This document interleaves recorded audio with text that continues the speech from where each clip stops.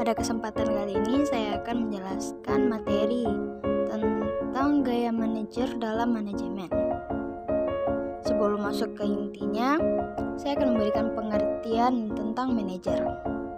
Manajer di sini adalah seorang yang karena pengalamannya, pengetahuan, dan keterampilannya kemudian diakui oleh organisasi untuk memimpin, mengatur, mengelola, mengendalikan, serta mengembangkan kegiatan organisasi tersebut dalam rangka mencapai tujuan.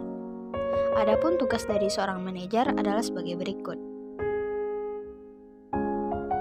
Jadi, manajer dalam manajemen sangat erat kaitannya dengan hal kepemimpinan, dan kepemimpinan merupakan inti dari manajemen. Ini berarti bahwa manajemen akan tercapai tujuannya jika tidak ada pemimpin.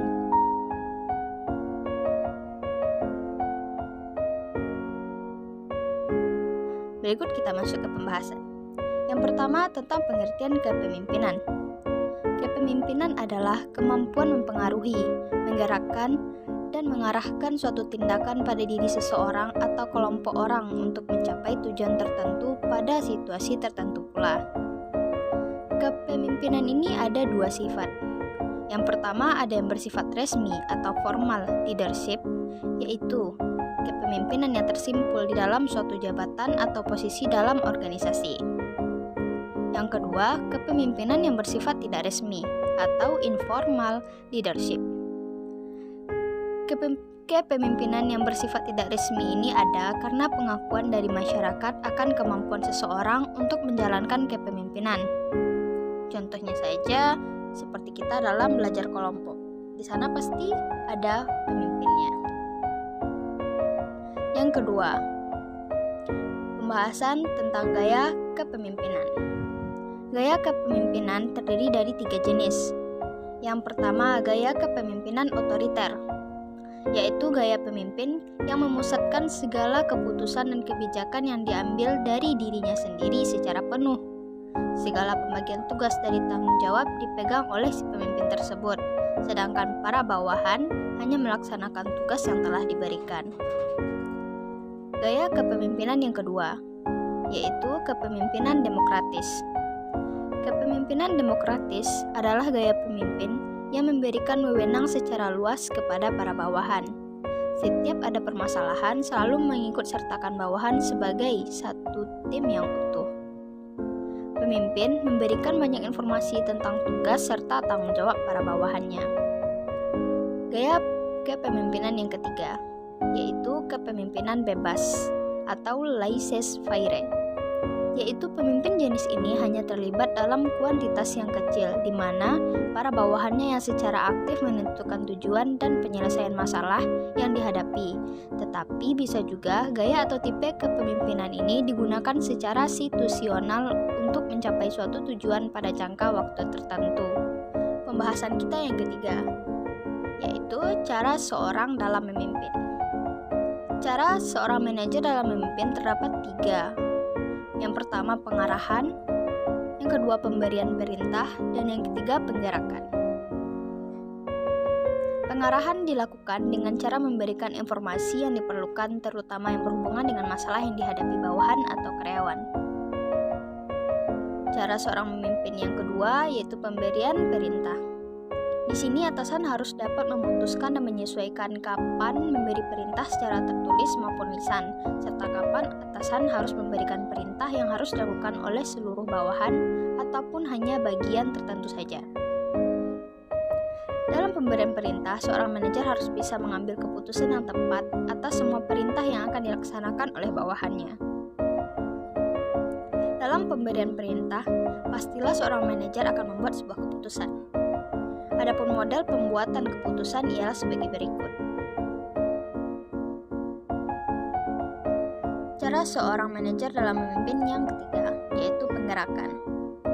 Penggerakan yaitu mengusahakan agar orang atau bawahan bersedia bekerja dengan antusias.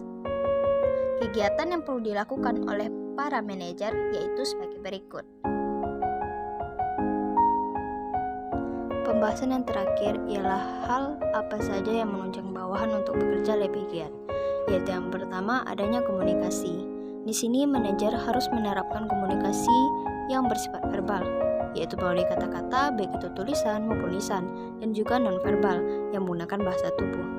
Dengan adanya komunikasi antara manajer dengan para bawahan, semua kegiatan berjalan dengan baik dan penyampaian tujuan serta tugas-tugas para bawahan akan kegiatan organisasi yang dijalankan tidak menimbulkan kesalahan dan sia-sia untuk kedepannya. Yang kedua, adanya pemberian motivasi. Seorang manajer harus memberikan para bawahan berupa motivasi dalam bekerja, agar para bawahan semangat dan selalu ikhlas dalam menjalankan pekerjaannya. Pemberian motivasi bisa berupa penambahan tingkat kepuasan dan penurunan gaji atau pangkat, ataupun bisa juga dipecat.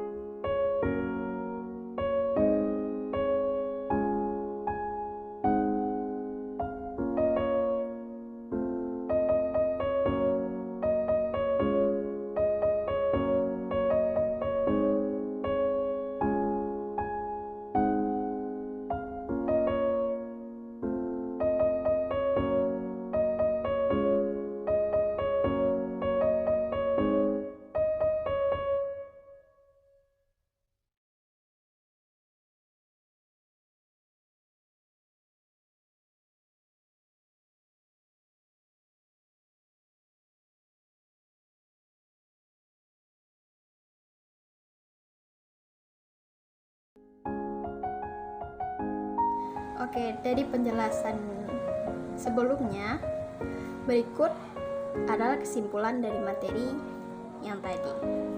Kesimpulannya, gaya manajer dalam manajemen sangat erat kaitannya dengan kepemimpinan.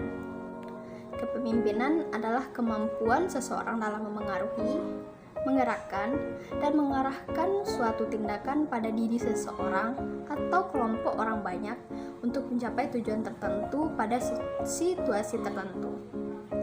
Gaya kepemimpinan ada 3 jenis. Yang pertama, gaya kepemimpinan otoriter. Yang kedua, gaya kepemimpinan demokratis. Dan yang ketiga, gaya kepemimpinan bebas. Cara seorang manajer dalam memimpin suatu organisasi berupa pengarahan seorang pemimpin terhadap tanggung jawab yang akan diberikan kepada bawahan, pemberian perintah kepada bawahan, dan pengambilan keputusan yang tepat dalam menyelesaikan suatu permasalahan yang terjadi, serta penggerakan, yaitu bagaimana seorang manajer bisa membuat para bawahan bekerja dengan sangat antusias. Agar para bawahan bekerja dengan baik dan antusias, seorang manajer harus pandai dalam membangun komunikasi dan memberikan motivasi yang baik kepada para bawahannya.